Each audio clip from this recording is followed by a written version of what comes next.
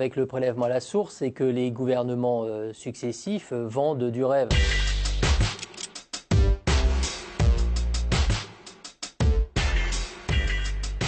Dans la vie réelle, les gens, parfois, ils se séparent, ils ont des enfants, ils ont des revenus qui vont évoluer parce qu'ils ont une promotion, parce qu'ils perdent leur emploi, ils ont des CDD qui s'enchaînent.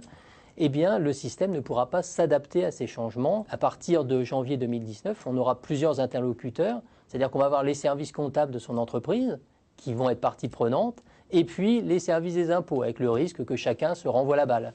Donc ça va absolument pas être plus simple, ça va être beaucoup plus compliqué pour le risque que chacun se renvoie la balle. Donc ça va absolument pas être plus simple, ça va être beaucoup plus compliqué pour les contribuables.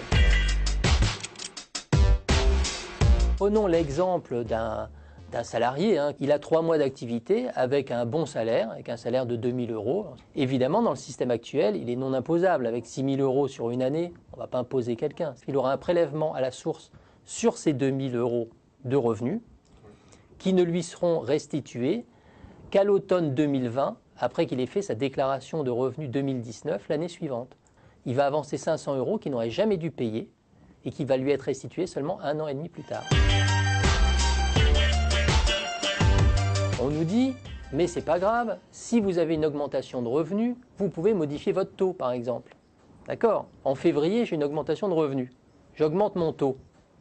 Il est évident que les services, déjà amputés en disant 30 000 suppressions de postes, ne vont pas être en capacité du jour au lendemain de faire une modification de taux, d'autant qu'il faut que le contribuable nous le signale, qu'on recalcule le montant de l'impôt, qu'on recalcule le taux, qu'on l'envoie au service gestionnaire de la paye du salarié pour qu'il l'impute sur la paye suivante.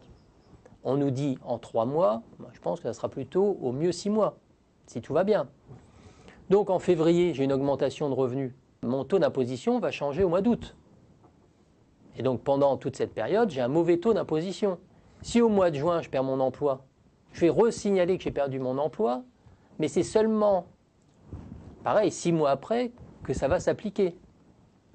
Et j'ai plus d'emploi, mais au mois d'août, qu'est-ce qui va se passer? Sur mes indemnités, on va me prélever le taux qui a été recalculé d'après les éléments que j'ai donnés au mois de février.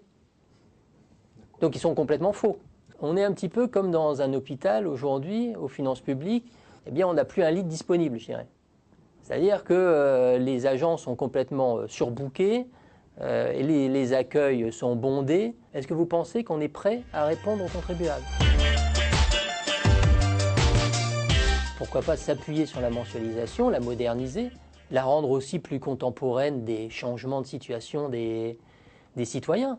Mais pourquoi pas s'appuyer sur un truc qui marchait bien, qui était sous contrôle total de l'État, plutôt que de se lancer dans une aventure aussi improbable et complexe que celle qu'on nous propose.